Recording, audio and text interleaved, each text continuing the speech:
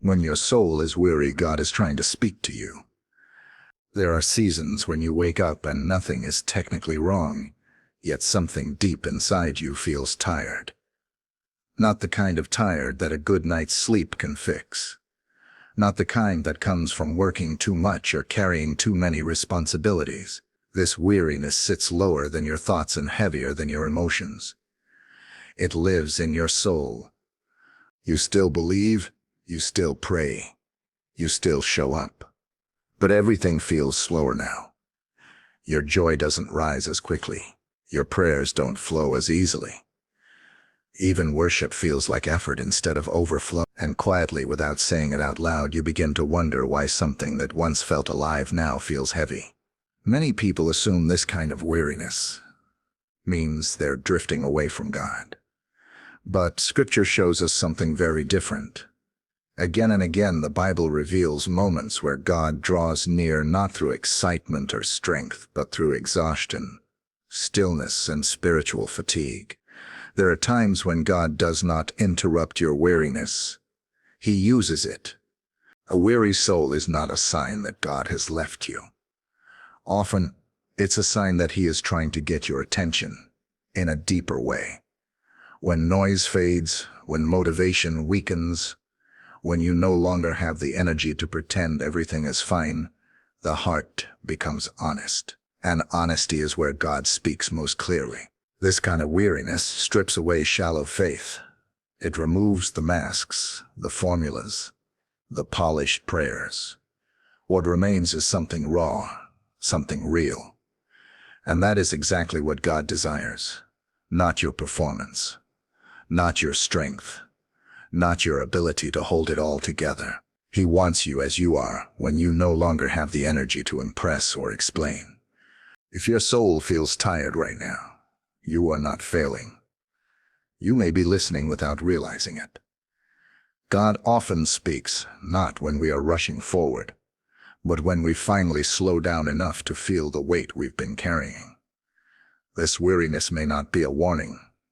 It may be an invitation. Weariness may not be a warning. It may be an invitation.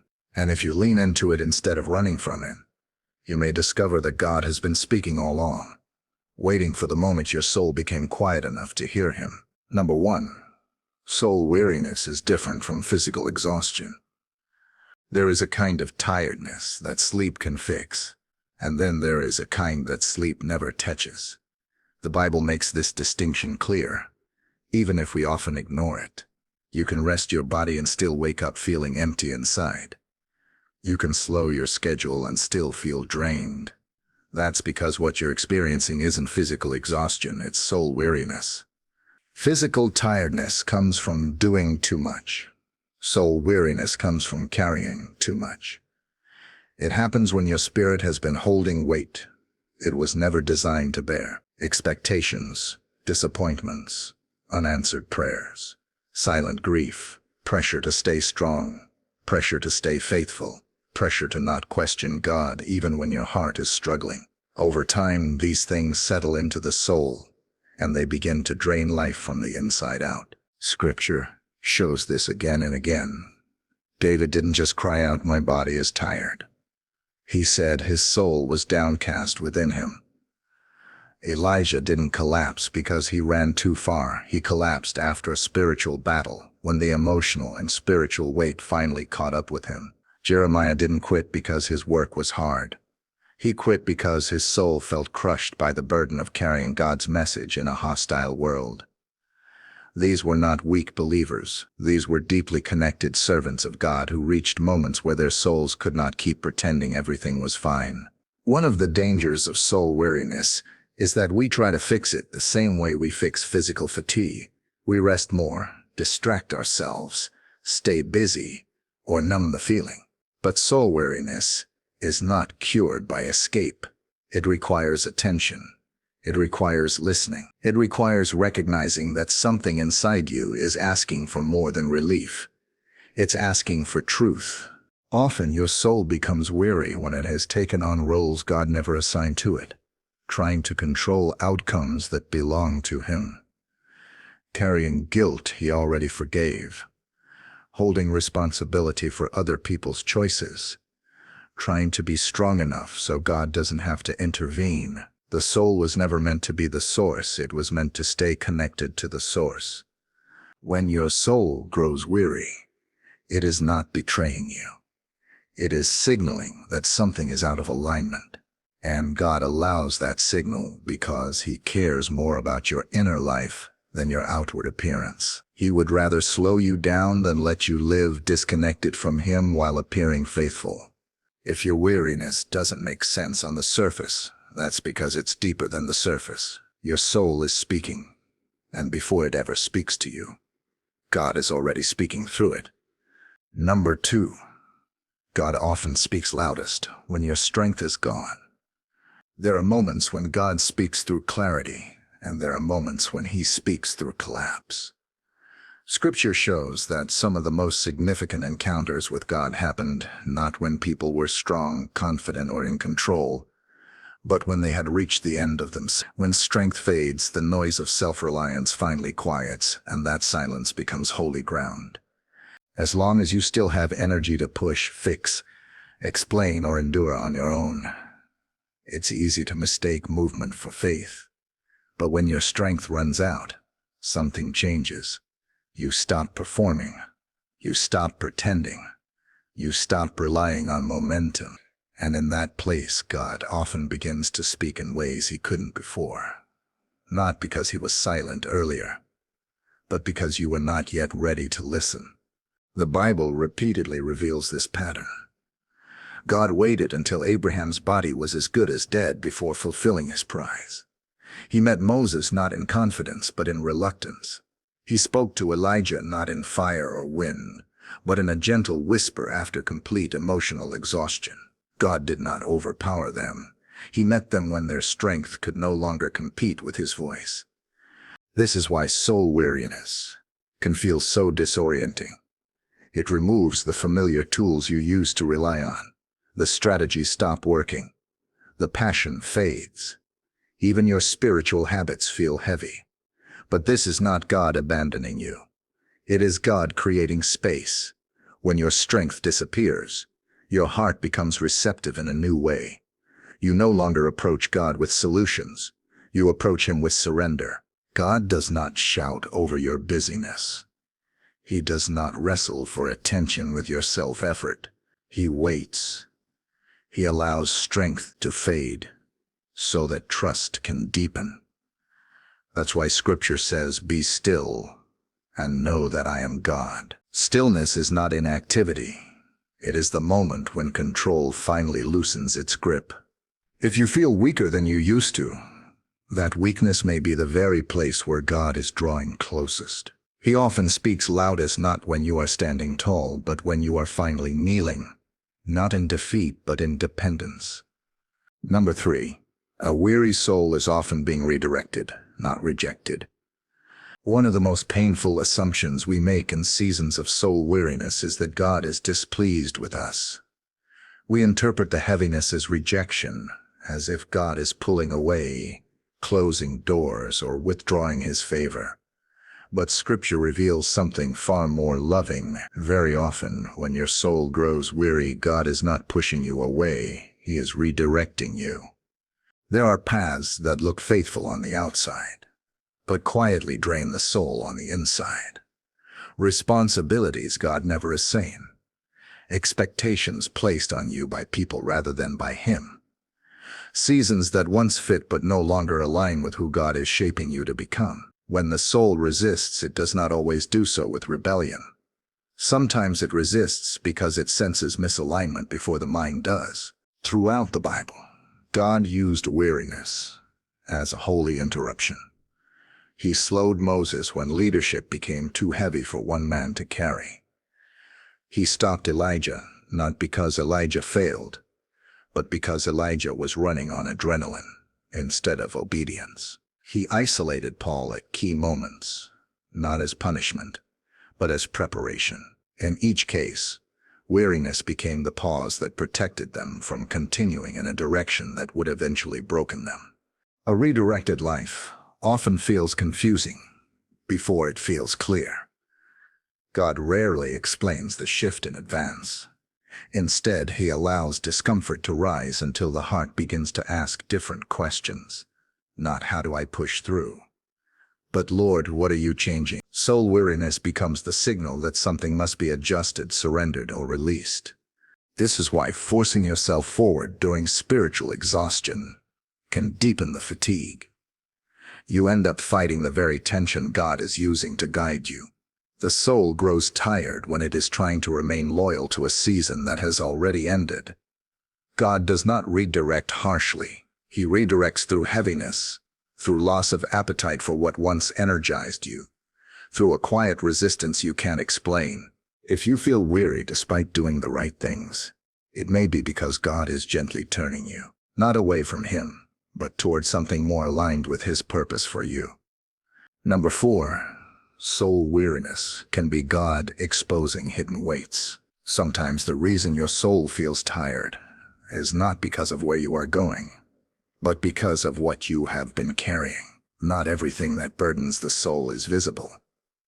Some weights are silent. Some have been there so long that you no longer recognize them as heavy. You simply accept them as part of life. But God sees them, and in His mercy He refuses to let them remain buried forever. The Bible shows that unprocessed grief, suppressed disappointment, and unresolved pain do not disappear just because time passes. They sink deeper. They settle into the heart. And over time, they drain spiritual strength. When God allows soul weariness to surface, He is often bringing these hidden weights into the light, not to shame you but to heal you. Many believers learn how to function without ever learning how to feel. They stay faithful, responsible, committed while quietly ignoring the pain beneath the surface. But God is not interested in a faith that survives by avoidance. He wants wholeness, not just endurance. Weariness becomes the moment when the soul can no longer carry what it has been hiding. Scripture makes a clear distinction between condemnation and conviction. Condemnation crushes and accuses. Conviction invites and restores. When God exposes hidden weights, He does not say, "You should have handled this better." He says, "You don't have to carry this alone anymore." The heaviness you feel is not punishment. It is the pressure of truth pressing gently against your heart. This is why soul weariness often brings unexpected emotions to the surface. Old memories return. Tears come without warning.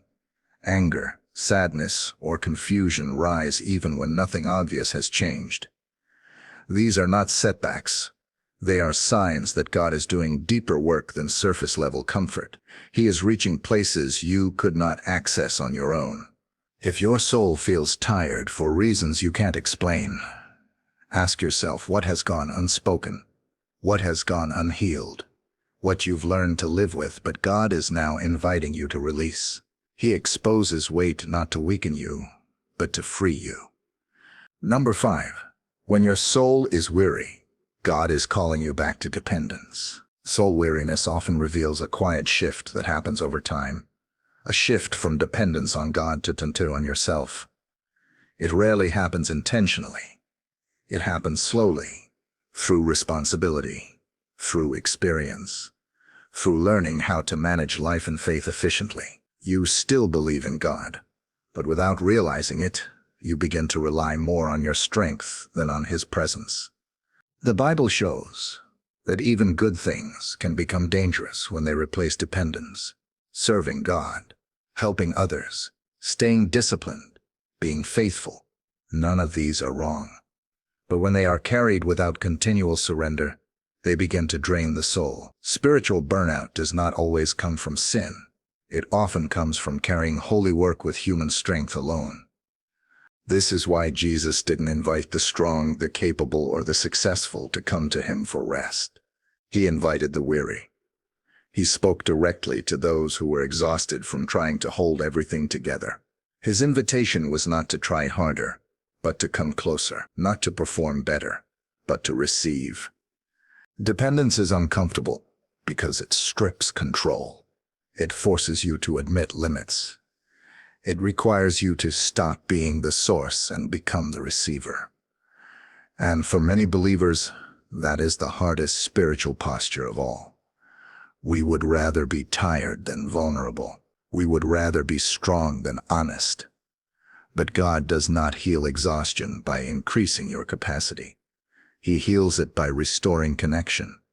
When your soul grows weary, God is not asking you to push through one more time.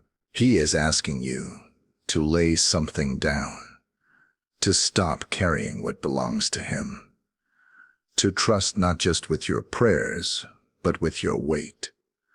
Dependence is not weakness, it is alignment. It places your soul back where it belongs, not as the engine of your life, but as a vessel connected to the source of life. If your strength is fading, it may be because God is gently removing what kept you functioning without Him. And in that moment, weariness becomes an invitation to return, not to effort, but to rest that comes from reliance on Him alone. Number 6. God uses soul weariness to deepen intimacy, not distance. When your soul feels weary, it's easy to assume that intimacy with God is fading. Prayer feels heavier. Worship feels quieter. The emotional closeness you once felt seems distant. But Scripture reveals a surprising truth. Some of the deepest moments of intimacy with God are formed, not in spiritual highs, but in spiritual lows. Weariness does not push God away. It often draws Him closer. Strong seasons can hide shallow connections. When everything is working, faith can become efficient instead of intimate. Words flow easily. Prayers are polished. But in weariness, all of that falls apart. You no longer have energy for perfect language or structured devotion. What remains is honesty, and honesty is the language God understands best. The Bible shows that God consistently meets people in their weakest states.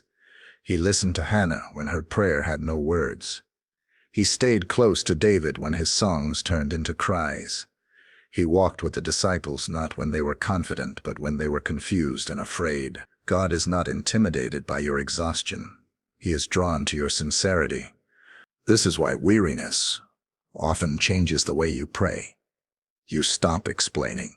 You stop trying to sound faithful. You simply come as you are. And in that rawness, intimacy deepens. God becomes less of a concept and more of a presence, less of an idea and more of a refuge. God does not measure closeness by how strong you feel. He measures it by how open you are. Weariness strips away performance and replaces it with presence. It teaches you to sit with God instead of striving for Him, to remain instead of achieving, to be held instead of holding everything together. Follow you, man, instead of achieving, to be held instead of holding everything together. If you feel distant because you are tired, pause before assuming separation. You may be closer than you think. God often draws near quietly, gently, in the moments when you no longer have the strength to pretend you don't need Him. Number 7. A weary soul is often standing at the edge of renewal. In Scripture, renewal rarely begins with strength. It begins with emptiness. God does not pour into what is already full, and He does not restore what refuses to slow down. A weary soul often feels like it is losing something, but in reality, it may be making room. What feels like depletion can be preparation. Throughout the Bible, there is a consistent rhythm: dying before rising, surrender before restoration, waiting before renewal. God allows the soul to reach a place where old sources of energy no longer work. Familiar motivations fade. Previous passion no longer sustains. This is not because God has removed life, but because He is changing its source. Renewal does not always look dramatic. Sometimes it comes quietly, through clarity rather than excitement, through peace rather than adrenaline, through depth rather than intensity. God often strips away what once fueled you so that what truly sustains you can take root. The soul must release old patterns before it can receive new life. Waiting becomes sacred in these seasons. When you stop rushing towards solutions, waiting itself becomes worship. Trust is no longer proven by activity, but by stillness, by remaining faithful, even when the feeling is gone. God honors this kind of waiting because it reflects trust without reward. If your soul feels weary right now, do not assume you are far from renewal. You may be standing closer to it than ever before. God often renews not by giving you back what you lost, but by giving you something deeper than you ever had. And when renewal comes, it will not just refresh your strength, it will reshape your soul. Conclusion. There are moments when weariness feels like a warning, as if something has gone wrong in your faith. But Scripture gently reveals something else. A weary soul is often not breaking. It is listening. It is slowing down enough to notice what strength once covered and noise once hid. God is not disappointed in you for feeling tired. He is not distant because your prayers feel quiet or your emotions feel heavy. He is present in the stillness, working beneath the surface, speaking in ways that require patience rather than urgency. Weariness does not mean God has stopped moving. It often means He is moving deeper. The soul grows weary when it can no longer survive on habit alone, when faith must become real again, when trust must replace control, when presence must replace performance. And in that transition, discomfort is unavoidable, not because God is cruel, but because growth reshapes what once felt familiar. If you are in a season where your soul feels heavy, do not rush to escape it. Ask what God might be revealing. Ask what He is inviting you to release. Ask where He is calling you to depend rather than strive. This weariness may be the language He is using to draw you closer than ever before. God does not waste these moments. He does not ignore tired hearts. He meets them. He restores them. And when He renews your soul, it will not be superficial or temporary. It will be rooted, steady, and deeper than before. So if your soul is weary, listen carefully. God may be speaking not in thunder, not in urgency, but in the quiet invitation to come closer. Lay your burdens down and rest where your soul was always meant to belong.